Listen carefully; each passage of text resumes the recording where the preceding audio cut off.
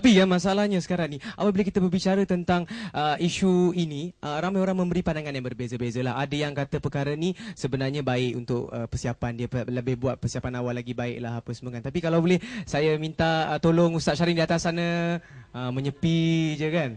Boleh Ustaz Syarin kita tolong kupas dan ulas lagi dengan lebih lanjut tentang topik ini. Tuan-tuan dan puan, kita hari ini rasa bertuah bulan Ramadan bersama dengan 3 orang ahli panel untuk mengupas persoalan bila kita bercakap tentang puasa. Pastinya ahli panel yang kita rindui. Di sebelah kiri kita saya perkenalkan yang bahagia Datuk Haji Kamarudin Haji Zakaria, Imam Besar Masjid Negara. Assalamualaikum Datuk. Waalaikumsalam warahmatullahi wabarakatuh. Sibuk bulan Ramadan tu? Alhamdulillah. Dengan tarawih, dengan qiyamul lail dan sebagainya. Dan panel kita kedua di tengah-tengah di kalangan 3 orang ahli panel.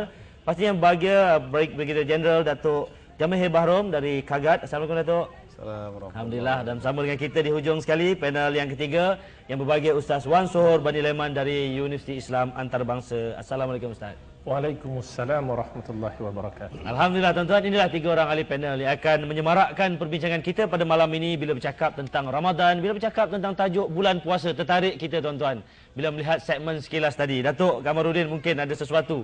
Bila tengok segmen sekilas orang kita ni Datuk, bila kata puasa yang dia ingat 3. Tak makan, baju raya, tak baju raya, langsi. Itu 3 perkara. Soal pengimarahan Ramadan bukan tak berlaku, kurang dibincang. Dia bincang bab yang ke depan aja. Nampak macam baik, ada advance dalam pemikiran. Tapi bagaimana Datuk melihat sebenarnya dari segi hakikat Ramadan itu sendiri? Silakan Datuk. Saya nak respon segmen sekilas tadi. Ada yang belum lagi puasa dia dah sibuk dengan raya. Ini tak napi. Saya sendiri pun kadang-kadang dia tanya 3 hari puasa. 3 hari baru puasa. Dia dah tanya kepada saya, Datuk, kita dah 3 hari puasa. Hari raya bila? Masya Allah. Baru 3 hari.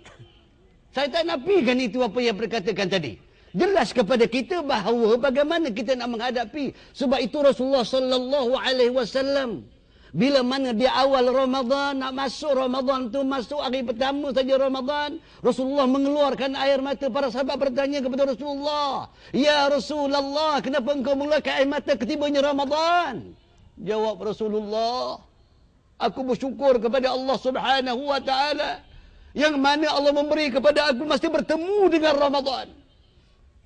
Ini hebatnya Ramadan.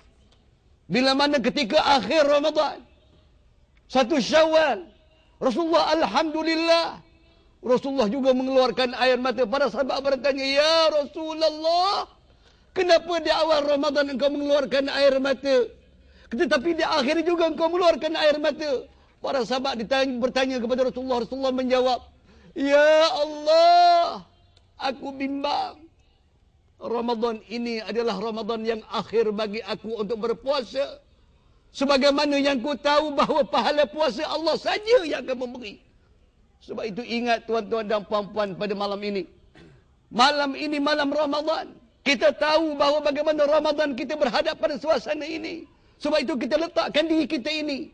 Sebagaimana sabda Rasulullah sallallahu alaihi wasallam, "Idza jaa Ramadan, futihat abwabul jannah wa ghulliqat abwabun nar wa suffidatis syayatin." Bila sampai saja, datang saja Ramadan, dibukanya pintu syurga tuan-tuan dan puan-puan. Allah, nikmat Ramadan, seolah-olahnya orang yang menunaikan Ramadan sudah berada di dalam syurga Allah Subhanahu wa taala.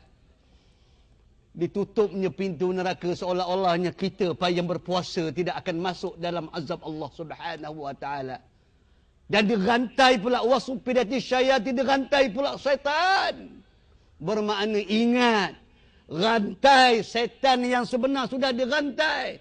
Tetapi malang saya bimbang, nafsu yang ada pada kita mengikut kehendak setan. Ini yang kita bimbang.